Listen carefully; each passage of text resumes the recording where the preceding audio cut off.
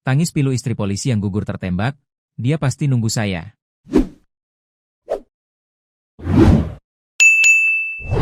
Jovita, istri Brigadir Arya Supena, 32, anggota Direktorat Intelkam Polda Lampung yang gugur tertembak, menangis pilu saat berada di Rumah Sakit Bayangkara, Sabtu, 9 Mei 2026.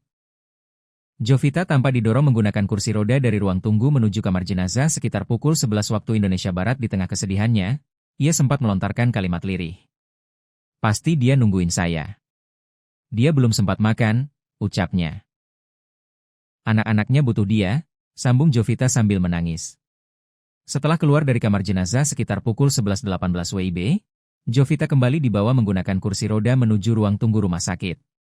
Ia menyebut sang suami sebagai pribadi baik. Dia orang baik, ujarnya lirih. Sebelumnya diberitakan, Brigadir Arya Supena, 32, anggota Direktorat Intelkam Polda Lampung, gugur tertembak di depan toko kue Yusi Akmal, Sabtu, 9 Mei 2026, sekitar pukul 5.30 waktu Indonesia Barat. Kabid Humas Polda Lampung Kombes Pol Yuni Iswandari Yuyu menyebut, awalnya anggota Polda Lampung tersebut mengendarai sepeda motor Honda Beat Street warna hitam nopol Bank 6138 AC.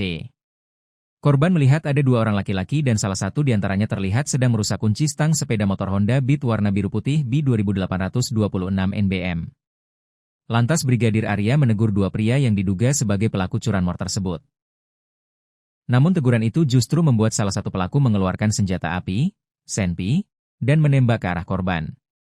Berdasarkan rekaman CCTV berdurasi 1 menit 42 detik, korban dan pelaku tampak sempat berduel.